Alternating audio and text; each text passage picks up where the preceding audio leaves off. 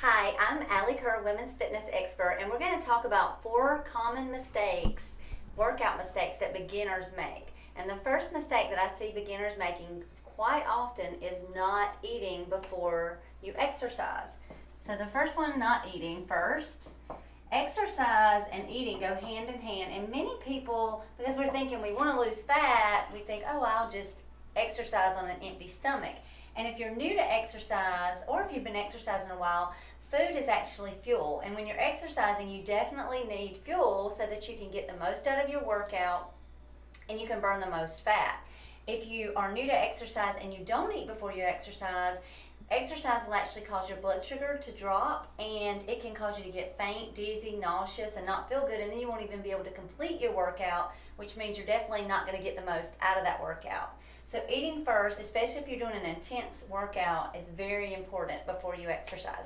The second very common mistake that I see beginners make is going from 0 to 60. So I get it, you're super excited, you're starting a new exercise program and you want to see results, and you want to see results quickly.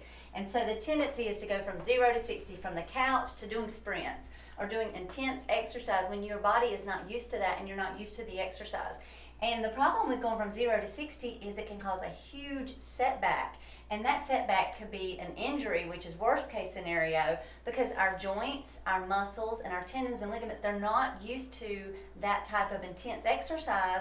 And so we can injure ourselves. We can have a tear or a sprain or a strain in our body. And that means that we then can't come back and continue to exercise. So we don't want those setbacks.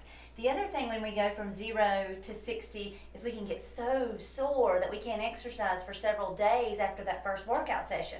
So it's actually better to start where you are and gradually progress, because if you were to exercise and you get so sore that you can't exercise for 3 or 4 or 5 days, let's say you started at a lower intensity and you were able to exercise the next day and the next day, you're going to actually burn more calories and burn more fat, and you're actually going to progress further starting at a lower intensity and working yourself up as your body adjusts to the new exercise. The third mistake that beginners make when they're exercising and they're new to exercise is doing the same thing over and over. When we start a new exercise program, many of us, it's new at first, so our body's going to change. We have to challenge it to change it. So everything's new when you start out, so your body's being challenged and you will start seeing results. But if you keep doing the same thing over and over and over again, your body's going to get used to that, and those results are going to stop, and you're going to hit a wall or a plateau, and you're going to stop progressing. I see this in the gym and fitness centers where ladies and men will go around and they'll do the same exercises every time they come in to work out. They'll do the same number of sets, the same machines, the same weight, everything the same over and over again. So at first, that's great. Your body's it's new and your body's being challenged. You may get sore, but over time, your body's just going to get used to that. Same thing with cardio. I'll see people doing the same number of minutes, the same speed, same everything on the elliptical or the treadmill, or going out and walking the same route. You want to change it up to get the most results. So we're after results, especially if we're starting a new exercise program, so we got to change it up. And the fourth mistake that I see beginners making is going it alone. And maybe you don't have anyone to exercise with or don't have anyone to guide you, so you may have to go it alone at first. And maybe if you're just starting a walking program, that's okay to go it alone.